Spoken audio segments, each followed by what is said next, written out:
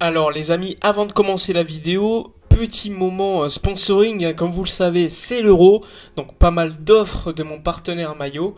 Alors évidemment, la livraison est gratuite à partir de 79 euros, avec mon code promo que je mets en description, moins 15% de réduction, donc c'est parfait.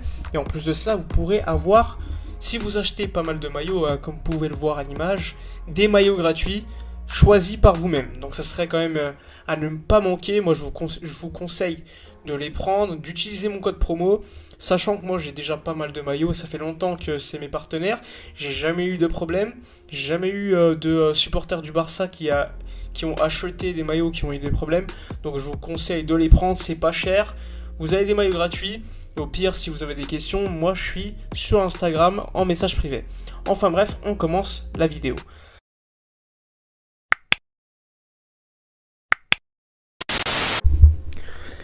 Alors les amis, j'espère que vous allez bien. Alors dans cette vidéo, je vais essayer d'apporter des informations que vous ne connaissez peut-être pas. Je vais essayer de vous éclairer concernant la situation actuelle de la masse salariale du FC Barcelone. C'est ce qui est le plus important à gérer en ce moment. Donc pour faire bref, pour l'instant le Barça est dans une situation où sa masse salariale est énormissime. Il faut savoir que l'année dernière, vous le savez, Carles Tusquets, qui était le président intérimaire, il avait négocié une baisse des salaires générales pour tous les joueurs de l'effectif. Et donc la masse salariale était passée de 462 millions d'euros à 335 millions d'euros, c'est-à-dire une baisse de 127 millions d'euros en une année. Ce qui avait donc permis au FC Barcelone de rentrer dans les clous du fair play financier de la Liga. D'ailleurs, je vous le mets à l'écran, là vous avez toutes les limites de la masse salariale pour tous les clubs, c'est-à-dire par exemple le Barça au début de saison de l'année dernière c'était 382 millions, puis en hiver 347 millions. Donc nous, avec nos 335 millions d'euros, on était encore large, on avait encore une petite marge pour atteindre la limite fixée par la Liga au niveau de notre masse salariale. Sauf que comme je vous l'ai dit tout à l'heure, la masse salariale gérée par Carles Tusquets l'année dernière, c'était que pour un an. Donc cette baisse de 127 millions d'euros, elle était valable que pour un an. Et le pire, c'est que cette masse salariale de 127 millions d'euros, elle a été négociée en paiement différé. C'est-à-dire que les 127 millions d'euros, les joueurs, ils vont pas les donner au FC Barcelone. Ils les ont différés. C'est-à-dire, par exemple, la saison prochaine, dans 2 ans, dans 3 ans, le Barça devrait payer cette masse salariale, donc en paiement différé. Donc en gros, on a réduit de 127 millions d'euros, mais c'est pas vraiment une réduction, c'est juste un paiement qui est différé.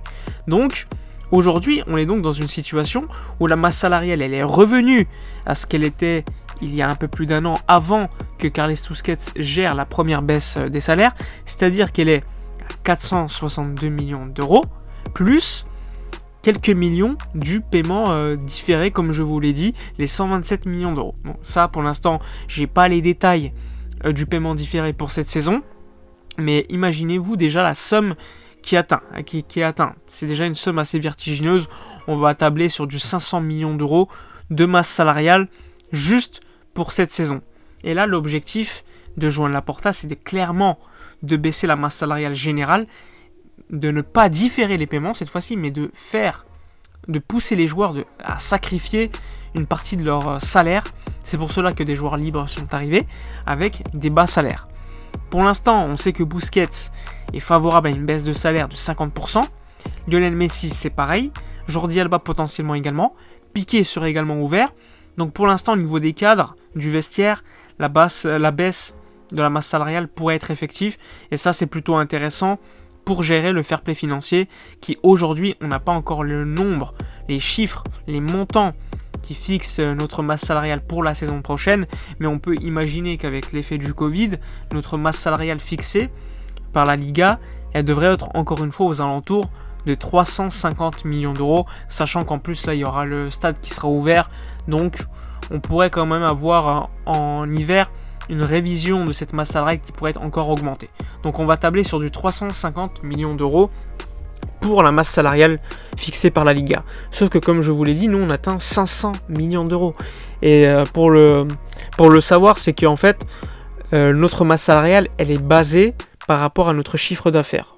Et le chiffre d'affaires du Barça, il a été d'1 milliard il y a quelques saisons. Aujourd'hui, on va plutôt tabler vers du 600 millions d'euros. Sachant qu'il y a encore d'autres paiements à effectuer, des prêts à rembourser.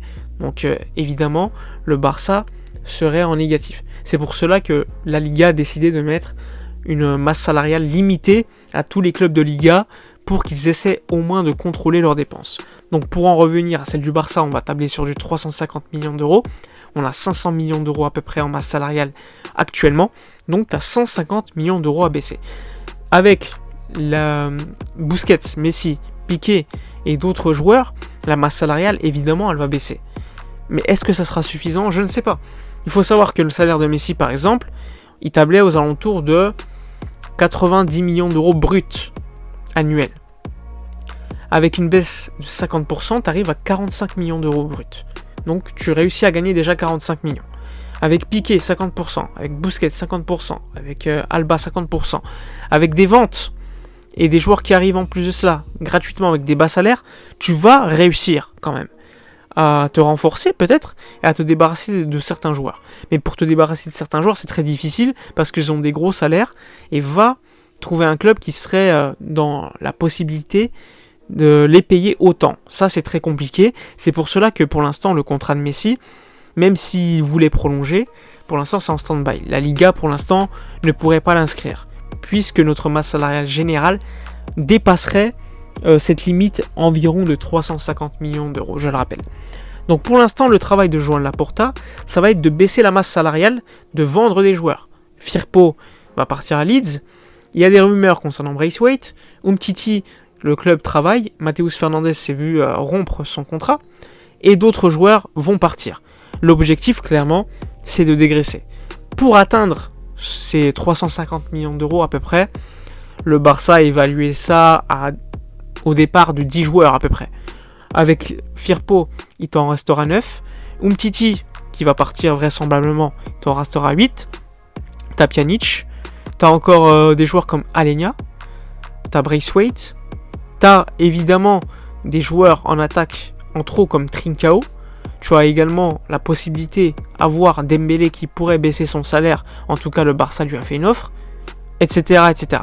Donc, tu as quand même des possibilités pour le Barça de baisser sa masse salariale. Mais ça met du temps. Et la Liga, pour l'instant, eh bien, ça peut être compliqué. C'est pour cela que demain, il y a un rendez-vous, aujourd'hui, il y a un rendez-vous entre Laporta et Tebas, le président de la Liga, pour négocier directement, pour le convaincre que les revenus du Barça vont augmenter avec l'ouverture du stade. Puisqu'il faut le savoir, hein, le stade ouvert, ça représente annuellement quasiment 125 millions d'euros. Donc juste avec cela, ça serait quand même un gain énorme pour le FC Barcelone.